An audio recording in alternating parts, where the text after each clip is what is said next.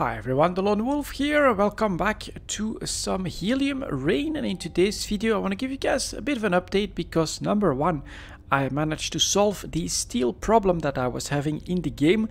Number two, I also got a military ship, so I got my first few steps in when it comes to that aspect of the game. And yeah, I learned a little bit more, so I thought I would give you guys some more tips just to get going and to be able to, I think, get in the position where you do feel like you know what's happening, you know how to build stuff up, and you know how to progress in the game to get towards becoming a powerful corporation, having lots of military units and things like that.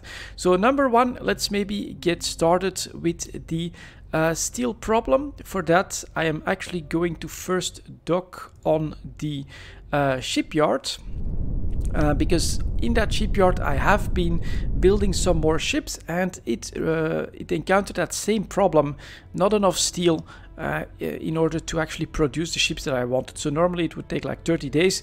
I had to wait like maybe 100 days, and I actually had to haul the steel there myself, which is what I'm doing at the moment. Now, what is the real problem? As I was saying, not enough of the raw materials would come to the forge where you have several steel forges. And you can see here, for instance, they don't have a lot of H2, they don't have a lot of FEO. Here 0, despite, and the problem is the raw material that you get from mines. So what I've been doing to fix that is basically I've been trading around. So I'm going to sell all of that steel. It's actually at a profit. Then I'm going to move to a miner's home, where I know that there are some iron mines who have that FEO, plenty of them on the output. I dock there, I bring that over, and then I make my own little route just to, you know, get rid of that major bottleneck, which was that nothing would work anymore if I didn't create more steel in the economy. And after a while, after doing that for a little bit, you actually saw that steel was starting to be produced, and you even have some stocks here and there of steel that you could then pick up. And this way I've managed to rebuild all of my structures. So I now have a steel forge that's working. I've got a telescope, which I need for the storyline. I've got a research station, for instance, all of these in the farm. In Shore of Ice, I now have 2 ice mining productions. One quick note, leveling it up from level 1 to level 2 did not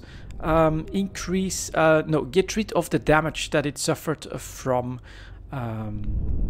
what is it called, from the asteroids that came by.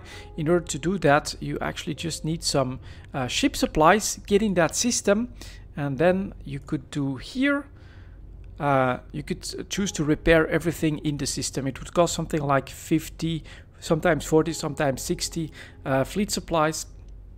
It takes a little bit of time, around 10 days usually, and then your structure, your station would actually be fixed. So I arrive here, we are going to trade some of that FEO, then we are going to move to the forge, where we want the forge to actually keep producing more and more iron for us. I've been focusing on the top one, but you can see all of these, yep, they just don't have enough resources. It's not the H2. I have one hauler that actually brings that in, but it's the FEO at the moment that's a problem. So I'm going to dock over here. And in the meantime, of course, the way to actually fix that is that when you see those bottlenecks is to put up traders there. And so that's what we are actually going to try next. First, let's take a quick look at the economy, and we are looking for, what is it called? Not steel, not dihydrogen, I don't think. Iron oxide. I think that's what they take in order to produce. And yeah, miner's home has the biggest stocks and has the biggest production. So that is obviously where we want to grab it from. And then we want to put that in the forge, in my opinion, because the needs there are the largest. How to do that? Well, we'll add a new trade route. We'll call it, if I can do that, FEO. Let's rename that. And then we'll start with miner's home. Let's look for that.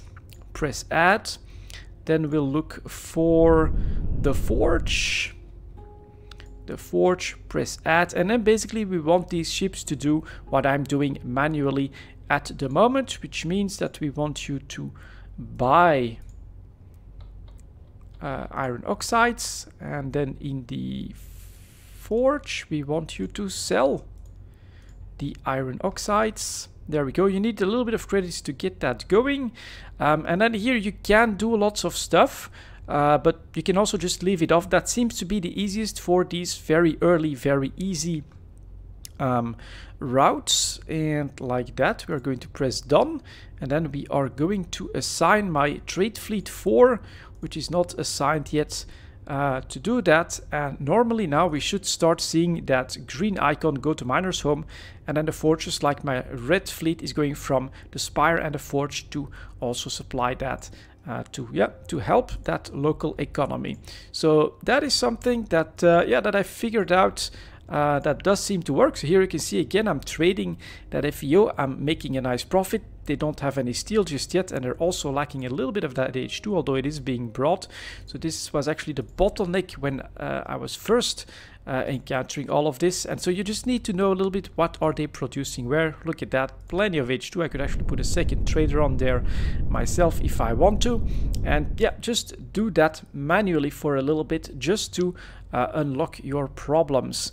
Next up, let's take a quick look at the Blue Hearts shipyard, which is where I order another ship. So if you press buy ship, you can see what's happening. So there is something for another corporation, and then another Omen is in queue for me. But at the moment, they need fuel. So again, if you want those ships to be gotten more quickly, yeah, start hauling some fuel over to that system. Now I'm still in the very first ship, so very low cargo capacity, which you definitely want to upgrade at some point. But yeah, just press trade, grab that, all of that, and then we'll bring that over to the forge as well, just to try and have a little bit of extra steel, because I do get the feeling that that's going to be a bottleneck at some point. And then we get 100 steel. I'll put that in the shipyard towards my ship, hopefully. And then just keep going like that. But you know, generally speaking, especially when they're running out of those resources, and when that's what's blocking the production cycles, you'll make a profit on these trades themselves. So that looks pretty good. I did this for, it's not water, I don't think, it's H2. I should definitely rename that one. FEO. Yeah, all right, so it's actually here, it's DIH. Not sure what that's called in the economy actually. It's the dihydrogen. That's also a resource for steel, and now you can see that the trade route that used to be something else, I think it was plastics, that was negative, is now at 30 credits per day. It takes some time to climb up. For instance, this one now of course made a big investment buying lots of that FEO in miner's home, but as it gets to sell that, and it shouldn't be a problem since I've been doing that myself as well, it should be pretty good and profitable yet again. And yeah, the traders are actually more important than I first thought in the game. Basically, I was focusing on getting all of those stations up and running, but it looks to me like that is not always the best plan. So we're actually also going to buy 100 of that steel, then we're going to move back to Blue Hearts. And then we're also going to solve the fuel situation. In the meantime, I'm not sure if it's going to happen anymore. Let's dock here. Let's go. But you do from time to time have like asteroids that threaten a system. I managed to go in with my military ship, shoot a few of them down, and things like that was quite interesting. But getting into the military career, there seems to be a big disadvantage. If I go, for instance, for the contracts that are available here, all of them seems to involve declaring war on one of the other corporations there, and I really don't feel ready to do that, so I'm actually going to avoid it at the moment. But yeah, I'll solve the fuel and then we'll jump into our military ship just to show it to you guys and see what we can do with that. So let's dock up here. Let's make a little bit more money with this trade. Look at that, 5,000 credits, not bad. And then we still needed some fuel. I think we have plenty of fuel production in Lighthouse, such as here. Yep, 660 out of 12k. Anyone with more? No, actually, so all right, so not that much. But let's dock here. I think that was a solar plant as well. And then yeah, it's pretty cool. Look at that. That trade route is already positive by quite a bit. Holy crap, 294 credits per day. This is also the bigger hauler, so it's got like, I think, 4 times the capacity of the standard hauler. So it does jump down to the red a little bit, but as it gets established, I do think that it'll start making me some very nice credits. So that's pretty damn cool. Let's get into space if we can. Anything? Nope, not. All right, sometimes I'm not exactly sure what's happening. All of those are, at least there's a little bit of fuel left over here. So let's go and dock there. But yeah, some of the lessons that I learned. And honestly, at this point, I do start to feel like I'm understanding the game enough that I can see a path to sustained growth, to a sustained passive income, and thus also to the ability to make ships myself, to earn more ships. And in the meantime, I've got 465 research points. That very first station just keeps pumping them out. I think I want to save for shipyards. I think that makes the most sense. Advanced radar, flak, bombing, pyrotech, and diplomacy. All of that seems to be not something new for building. Shipyards seems to be something new for building still. So that's the first thing that I want to unlock personally, I think, the ability to build all the different kinds of stations. So let's do a quick trade for some fuels that we can unblock the problems at the shipyard in Blue Heart. And that is right here. And then, yeah, we'll take a quick look at our military ship as well. But that path, I do think that considering these contracts especially, you don't want to rush that, because I don't think that you want to go to war with another corporation this early without having substantial number of forces and things like that. But it's good to know that it works. It actually looks pretty cool. And of course, I do plan to make some more ships, put them all in my fleet, and then fly around with a nice military force. That could be quite interesting. That is after I establish myself a little bit with more traders and things like that. So let's trade that fuel. Let's confirm that trade. Now it should be going. So if you press on the shipyard, if you press buy ship, you can see what's happening. They're starting soon on the construction of the Solon for Helix Foundry, and then my Omen should be coming next. And if you have one ordered in the queue, you can't order a second one. That is pretty important to note as well. But yeah, you do have a little bit of growth happening here apparently in this economy, and it does really look like that round here, like that trade route that I just set up, is a nice winner, because that is quite profitable. 300 credits per day, and it's just going to keep doing that automatically. So find those gaps and actually fill them with your own traders seems to be the name of the game. In order to switch, you do have to put the ship in your fleet. So I could take my trade fleet 1, then you press edit, and then you can add and remove ships. So you can see here that I've got this phalanx in there as well. So I can actually go back, and then in the sector itself, when both your ship that you're flying and the phalanx is here, I can just click on that and I can press fly, and here we go. I am now flying a military ship much faster. That is definitely the case. Its maximum speed is quite nice.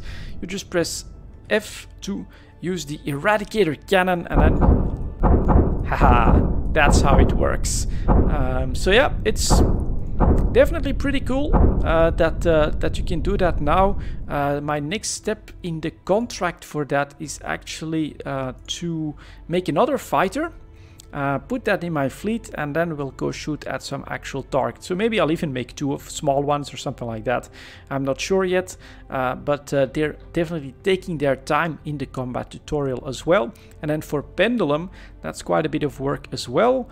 If we click on that, I have to bring ships loaded with 1000 steel, 1000 plastics, 500 electronics, and 500 tools, all at Blue Heart, so that we can build something that will normally help everyone. And that might also make us quite a bit of money, but you can also, I think, tell that it takes quite a bit of time to get that sort of capital and those types of resources together, especially considering the problems that we've encountered before. So I can just click on that one, and I can press fly, And yeah, for the repairing, I had to look that up myself. It's down here. So all you really need is to have, let's see if I can find someone that's selling them. Here, the fleet supplies. You can just put 100 in your own cargo, for instance.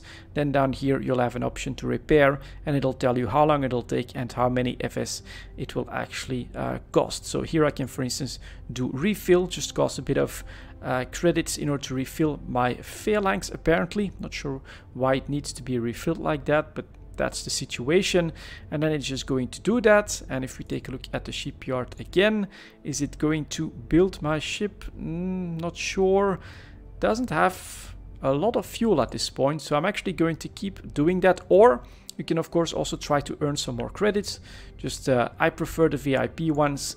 The reason for that, you can't really make a mistake with the VIP ones. You also can't be blocked by the NPCs. That's happened to me once before. I took a contract for hauling a good, I think it was plastic somewhere, and by the time that I got there, the plastics was full, and I just couldn't complete that contract. With the VIPs, you don't have that problem. I'm docked, it gives me another destination, so I travel over there. Happens to be actually where I want to go, and one fleet refilling is finished.